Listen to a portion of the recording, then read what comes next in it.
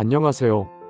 오늘 우리가 다루어야 주제는 블루마블 경제의 악성, 불로소득과 기본소득에 대한 인문학적 성찰입니다. 여러분, 뉴스를 보셨습니까? 서울 대형 아파트값 평균 매매 가격이 무려 22억 원을 돌파했습니다. 4년 전 서울 아파트 평균 매매 가격이 6억 원이었는데 불과 3년 9개월 만에 78% 폭등해서 10억 8천만 원이 됐다는 통계도 있습니다. 이제 부동산은 전 국민의 뜨거운 감자가 된 지 오래입니다. 몇 년 전 LH 사건은 그야말로 부동산 공화국의 민낯을 여실히 보여줬죠. 아파트 값은 하루가 다르게 천정부지로 뛰어오르고 있습니다. 누군가는 망연자실하고 누군가는 환호합니다.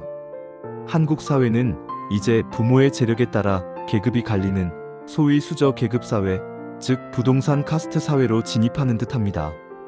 그래서 요즘 부동산 관련 신조어들이 쏟아지고 있습니다.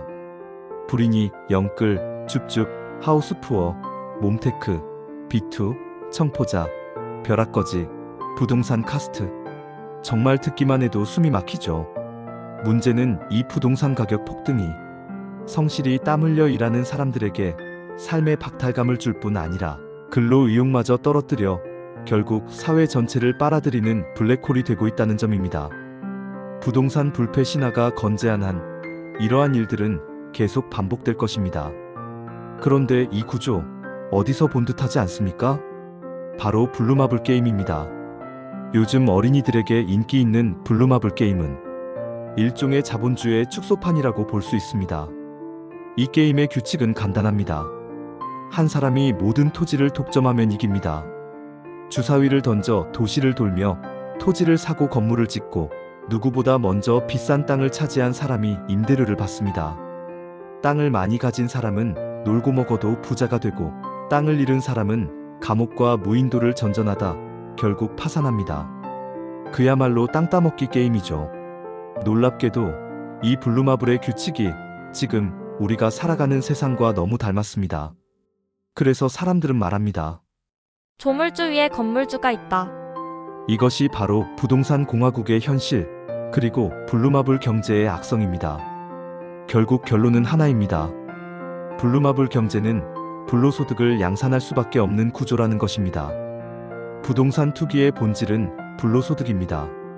즉, 부동산 문제의 근본 원인은 소유나 처분 과정에서 발생하는 불로소득에 있습니다. 수많은 사람들이 부동산 투기에 열을 올리는 이유도 단 하나, 바로 불로소득 때문입니다. 이건 마치 봉건시대 소장농이 대지주에게 바치는 행위와 다르지 않습니다.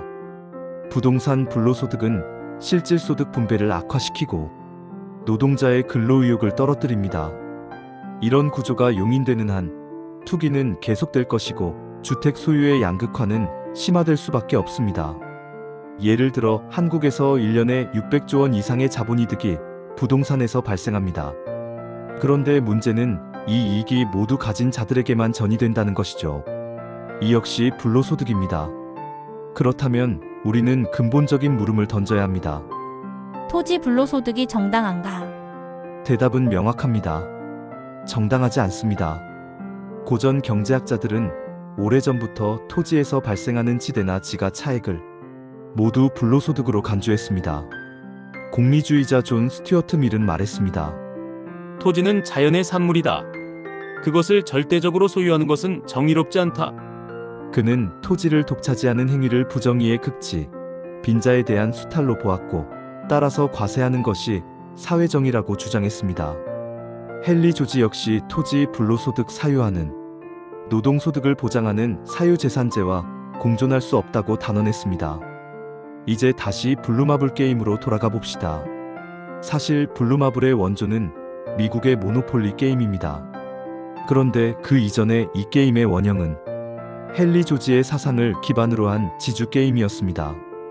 이 게임은 1903년 헨리 조지의 지지자인 엘리자베스 매기가 만들었습니다. 소수의 지주가 소작류를 징수하며 부를 독점하는 구조를 고발하기 위해 만든 게임이었죠. 즉, 헨리 조지의 책 진보와 빈곤의 사상을 게임으로 구현한 것입니다. 이 원작 게임에는 두 가지 버전이 있었습니다. 독점형 버전과 반독점형 버전입니다. 두 버전을 모두 해보면 자연스럽게 어떤 세상이 더 나은지 깨닫게 되도록 설계되어 있었죠.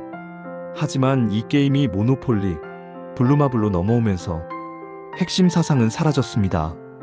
오히려 독점만을 조장하는 게임으로 탈바꿈했습니다. 즉, 헨리 조지가 말한 정의로운 경제의 정신이 완전히 지워진 겁니다.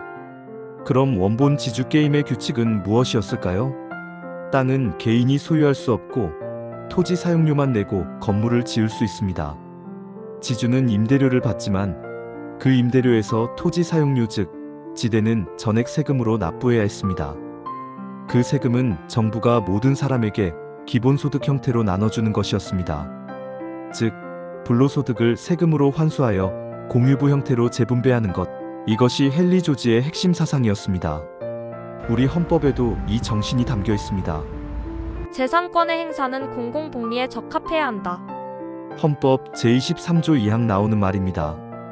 그리고 1989년 택지 소유에 관한 법률, 토지 초과 이득세법, 개발이익 환수에 관한 법률 등 토지공개념 관련 법률이 제정되었습니다. 헌법재판소도 토지 소유권은 절대적이지 않다고 판시했죠. 이것은 헨리 조지와 미래 사상과 일맥상통합니다. 자, 그럼 자본주의 사회에서도 가능한가? 물론 가능합니다. 바로 토지가치 공유제, 일명 국토보유세 제도입니다. 토지의 사용권은 개인에게 맡기되 그 가치 즉 지대만 정부가 환수하는 방식이죠. 이렇게 되면 토지 불로소득이 사라지고 투기도 억제되며 무주택자의 고통도 줄어듭니다. 그 재원을 기본소득으로 나눈다면 빈부격차는 완화되고 복지 비용은 줄어들며 사회 정의가 실현될 것입니다.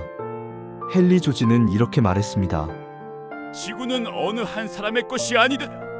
왜 선점한 자들이 수익을 독차지하는가? 가장 도덕적인 것이 가장 경제적이다. 그렇습니다. 토지 불로소득이 없는 세상, 땀 흘려 일하는 사람이 존중받는 사회, 그것이 바로 기본소득 사회의 비전입니다. 이제 우리는 블루마블 게임의 규칙을 바꿔야 합니다.